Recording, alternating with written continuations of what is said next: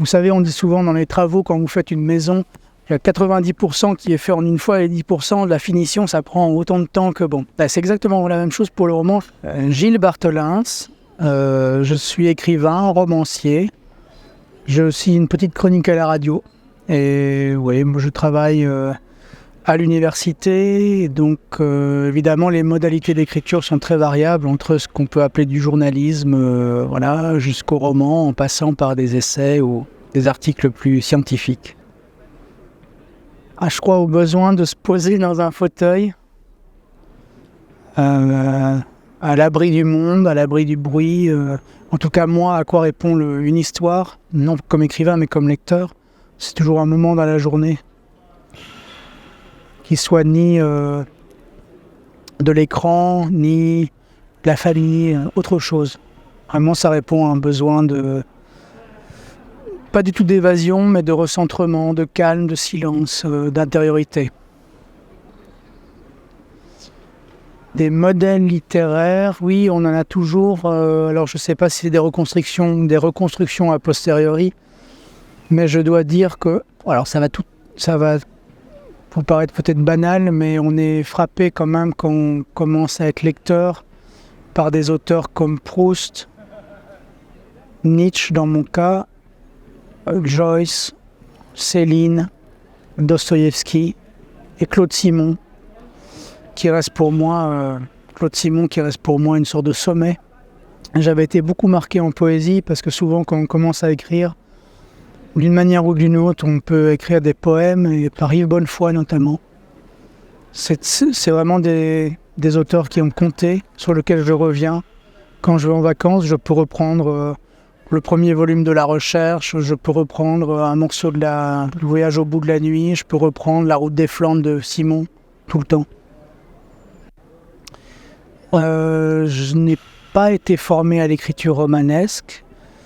Je crois que c'est une très bonne chose que des formations comme dans le monde anglo-américain le pratiquent dans les formations universitaires. La seule formation liée à la narration, pas à la fiction, pas à la littérature, mais à la fiction et à la narration, c'est le cinéma. J'ai fait des études d'histoire et une fois que j'étais en master d'histoire, j'ai aussi fait un master d'écriture de scénario avec Luc Dardenne. Je suis belge, j'étais à l'Université libre de Bruxelles.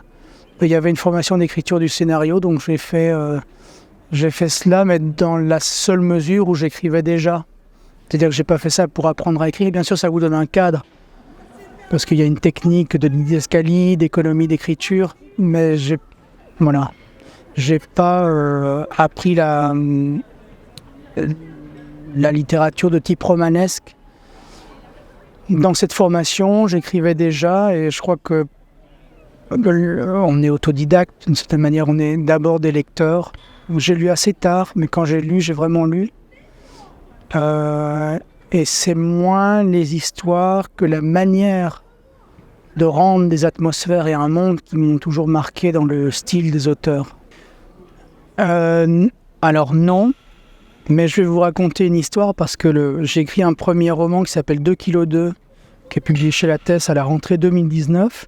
C'est une littérature blanche, même si on l'a un peu catégorisé de western entre Fargo et avec des références sur le cinéma. Et là, je suis publié avec L'Occupation du ciel chez Rivage. Rivage a une nouvelle collection imaginaire et on m'a glissé dans cette collection. Donc, un peu comme M. Jourdain, j'ai fait de la science-fiction sans être au courant. Donc c'est une aventure parallèle, simplement que l'histoire se passe, c'est quelqu'un qui revient de Mars, il n'y a pas d'écart par rapport au genre, mais je me suis donc interrogé sur la question du genre, parce que c'est quelque chose qui m'a pris un peu au dépourvu. Évidemment, il y a des codes. Dans le premier roman, qui est une sorte d'enquête, je ne voulais pas faire un polar, parce qu'un polar, il y a un code, il y a un mort, il y a une enquête, je voulais pas de violence entre les hommes, une sorte de... oui, souvent on dit que les morts c'est une facilité d'écriture, je voulais que tout le monde reste vivant. Donc je m'étais déjà interrogé sur le polar, donc je ne suis pas un lecteur de polar, et là, étant donné que c'est publié chez Rivage Imaginaire, je ne cesse depuis, le roman est publié depuis mars, donc je ne cesse de m'interroger sur la question du genre, parce qu'il faut que je trouve une situation descriptive de mon propre travail. J'ai écrit de la même manière que le premier, qui est littérature blanche, disons. Et comment ça se fait qu'on puisse se rapporter à un genre? Alors les genres, c'est à la fois une force.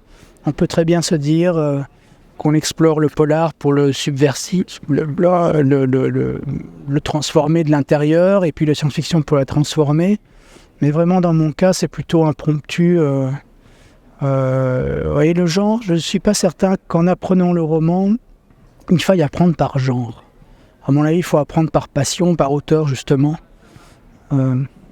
Ça me semble être une bonne approche il faut suivre ses amours littéraires. L'hybridation des genres, à mon avis,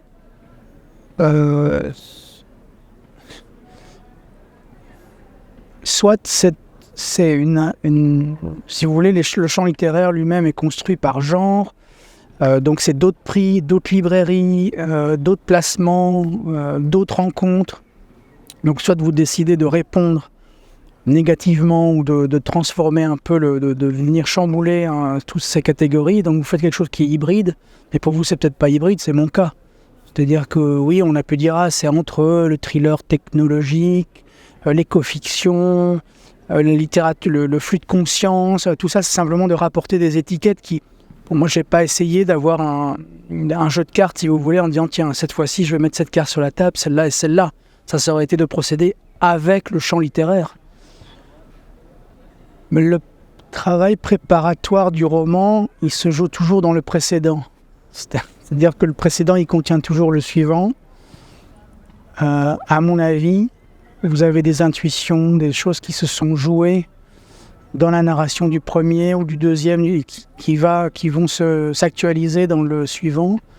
Mais concrètement, alors, donc j'ai fait que 2 romans, mais pour le premier roman, comme ça se passait dans le monde de l'élevage, qui est un monde extrêmement fermé, j'ai enquêté. Quand vous faites un roman qui se passe dans un sous-marin, la moindre des choses, c'est d'aller en visiter un. Donc là, j'ai été au ministère, et puis chez les éleveurs, jusque dans les abattoirs. Donc j'ai fait tout un parcours. J'avais une appétence ethnologique ou ethnographique pour ça, donc je suis resté très très longtemps. Mais quand je suis revenu à la maison, pour ainsi dire, je ne pouvais plus écrire la même chose. Ce que j'avais vu, ce que j'avais entendu, ce que j'avais senti, ça transformait complètement le récit. Donc j'étais hyper documenté, et 99% de ce que j'ai appris, je ne l'ai pas remis dans le livre. Si vous voulez, j'ai fait l'éponge, et dès lors que j'avais compris le système, j'ai pu alors produire une narration. Pour le deuxième roman, j'ai essayé d'éviter justement cette appétence documentaire. D'abord, ça se passe dans le monde de la conquête spatiale, donc c'est compliqué, même si je suis allé aux États-Unis, ça m'aurait trop contraint. Et donc, on peut trouver quand même la bonne solution. Je pense qu'il est très nécessaire. Aujourd'hui, on dit les écrivains sont des chasseurs-cueilleurs, des ethnologues en herbe, et c'est tout à fait vrai, qui vont dans les archives, qui fictionnalisent le blanc d'histoire. Tout ça, c'est tout à fait important. Moi qui suis historien, je suis engagé dans de la documentation que j'essaie de surmonter. Et là, je me suis dit que j'avais fait le job pour des bonnes raisons, c'est-à-dire de connaître comment ça fonctionne une ferme, par exemple, dans l'élevage. Je ne l'ai pas fait j'ai pas été faire un stage à la NASA de 6 mois. Là, voilà. J'ai essayé d'écrire justement librement. Il y a moyen quand même aujourd'hui de se documenter, mais de ne pas se noyer dans la documentation. Les personnages, la question se pose beaucoup. Je sais non seulement quand on apprend l'écriture, mais quand on parle aux éditeurs, est-ce qu'on est orienté personnage ou orienté narration? Moi, c'est souvent les atmosphères. Après arrivent des personnages, souvent beaucoup. Pas parce qu'ils remplissent une fonction, mais parce qu'en réalité, dans la vie, on est toujours avec des parents, des frères, des amis, des journalistes, et ça forme un écosystème. Et étonnamment, je fais pas de fiche. Je fais pas une petite bible, je fais pas une fiche comme un rôliste, par exemple, pourrait faire une fiche avec la biographie, le background, comme on dit, du personnage, pour ensuite, une fois qu'il a cette ossature, pouvoir un peu le faire évoluer de manière cohérente. J'ai tendance à avancer dans le récit, et peu à peu, il prend corps. Peu à peu, encore une fois, c'est une banalité, il prend une forme d'autonomie. Je rigole de lui, il a des formules. Peu à peu, il commence à avoir un corps. Souvent, je l'écris assez peu physiquement les choses. Mais ça se fait assez naturellement au cours du récit. Par atmosphère successive, par situation. Peu à peu, il a une façon de parler, une façon de penser. Mais c'est toujours plusieurs personnages. Est-ce que je réécris beaucoup ? Je passe plus de temps à relire, donc à peaufiner, à polir, à enlever, à refaire, qu'à écrire. Je crois que le temps, on ne pourrait pas donner, mais c'est comme, vous savez, on dit souvent dans les travaux, quand vous faites une maison, il y a 90% qui est fait en une fois et 10% de la finition, ça prend autant de temps que bon. Là, c'est exactement la même chose pour le roman. Je trouve que on passe énormément de temps à fluidifier, à rendre la narration plus coulante. Et pour ça, il faut du temps. C'est-à-dire qu'il faut chaque fois revenir, en tout cas dans mon cas, chaque fois revenir avec un œil frais sur le texte, avec soi-même des humeurs qu'on a différentes en fonction de la journée, en fonction des semaines. Peu à peu, les choses se stabilisent. Et le problème, c'est que l'écriture, c'est comme la peinture à l'huile, c'est jamais sec. Donc on peut toujours y revenir. Et parfois, c'est bien que l'éditeur dise « Bon, maintenant, je pense que ça suffit. » Parce que dans telle version, il y a une virgule. Dans telle autre, il n'y a plus la virgule. La suivante, il y a de nouveau la virgule. C'est que tu as tourné autour de la question. Et oui, mais beaucoup. Mais c'est aussi un plaisir pas de repasser par le même chemin, mais de passer du temps avec son texte. Et puis à la fois de le raccourcir, de le resserrer, mais aussi il reprend corps par le milieu. Il y a des idées. Souvent, quand vous écrivez, c'est la même chose pour les articles scientifiques. Vous écrivez, c'est toujours un processus d'explicitation. Et en littérature, souvent, vous vous rendez compte des lignes de fond narratives ou des arcs ou de la contamination sémantique dans les phrases. C'est des choses qui se travaillent dans le temps. Et vous les faites remonter à la surface. Vous mettez en évidence, c'est comme un dessin qui finalement, la figure, parce que je crois que le roman c'est une figure, la figure peu à peu apparaît. Et pour ça, il faut faire remonter les choses lentement, comme une marée. Vous laissez la marée partir, à ce moment-là, affleure des choses, et là vous dites, ok, là j'ai une figure, j'ai une image, j'ai une atmosphère générale, j'ai un sens qui se joue, à mon avis, à l'échelle des... Bien sûr, on dit... Il y a un propos général, il y a une histoire, il y a une ambiance à l'échelle du livre, mais je pense que ça doit se jouer à l'échelle des chapitres, et puis à l'échelle des paragraphes, et puis à l'échelle des phrases. Il faut que chaque phrase soit une sorte de... La métonymie ou la synecdote, ça dépend de quelle sémiologie vous relevez, mais une espèce de cette partie pour le tout à chaque fois. Et ça, c'est vraiment du travail. Mais c'est aussi un plaisir. Et c'est un plaisir de la langue. On est sur son bureau, on y va. On essaie de décaler des mots. C'est tout un travail de composition de mosaïque. Si vous avez des répétitions, vous savez, une mosaïque qui ne serait pas un dessin, mais qui serait à distance, une sorte de quelque chose qui marche dans l'ensemble, mais qui est formé de tout petits morceaux et qu'il faut en permanence déplacer ou changer. C'est ça le travail de ce que vous dites de relecture ou de réécriture. Un romancier débutant. Un conseil.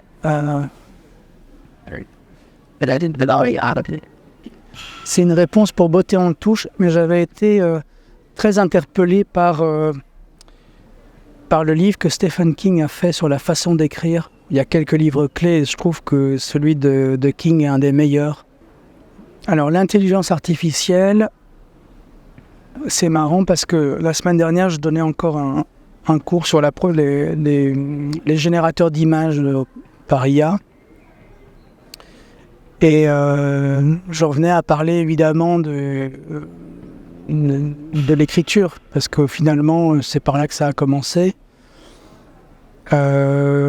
Vous avez, dans les années 90, quand est apparu le traitement de texte, où on n'avait plus la machine avec 3 lignes d'avance, etc. Moi, j'ai pas connu ça parce que je suis trop jeune. Mais à un moment, Word est arrivé, disons, et il n'y avait pas encore le correcteur orthographique. Et quand le correcteur orthographique est arrivée, les vieux, en gros, un certain nombre de personnes me disent « Ah, on n'aura plus d'orthographe, c'est fini ». Bon, c'est un usage. Vous avez des dictionnaires, quand vous écrivez, vous pouvez vous servir de dictionnaires, vous avez des grammaires, donc vous avez une intelligence artificielle, on peut dire artefactuelle, puis c'est des artefacts, voilà, vous vous servez d'objets qui vous donnent de la connaissance, de l'érudition, de la précision. Ici, ChatGPT par exemple, puisque c'est le plus connu, vous pouvez lui demander de donner une situation, dire qu'est-ce que tu ferais dans cette situation-là. Il va vous donner des réponses qui sont assez probantes ou qui vous donnent une forme de créativité. Au niveau de l'image, il y a beaucoup d'artistes qui font des prompts, qui sont des descripteurs textuels, donc toujours en rapport texte-image, pour justement voir ce que l'intelligence pourrait donner comme idée. Mais avant, on feuilletait des magazines, on voyait des expositions, des catalogues d'œuvres d'art, donc c'est plus ou moins la même chose. Il faut juste apprendre à utiliser ces outils. Et dans le domaine des fonctionnaires qui font des comptes rendus, ils disent en gros c'est un stagiaire, c'est un mauvais stagiaire, mais c'est un stagiaire, ça fait gagner du temps. Quand vous faites une recherche sur Internet, vous tapez des mots, parfois vous êtes maladroit, vous tapez des bons mots, vous avez une page Wikipédia qui sort, etc. Et vous faites vous-même le résumé, avec plusieurs articles, plusieurs pages, une fois un journaliste, une fois un Wikipédia, une fois un article scientifique. ChatGPT, il va faire un peu ce travail à votre place, donc vous gagnez du temps. Et après, il est assez nul, il est pas très bon pour la narration. J'ai jamais essayé, mais je sais qu'il est pas c'est très routinier. Vous voyez tout de suite. Moi, s'il y a des travaux d'étudiants qui arrivent, où je leur demande d'écrire une histoire, il est très maladroit. Mais je crois que c'est un outil comme un autre. Et on va le domestiquer peu à peu. Moi, je suis contre les Cassandres je crois pas qu'il y ait un danger pour la créativité. Pour le domaine du cinéma, c'est encore autre chose. Parce qu'il y a des routines d'écriture qui peuvent être faites où là, il y a du personnel en moins. Ça, c'est vrai. Mais pour le romancier, non.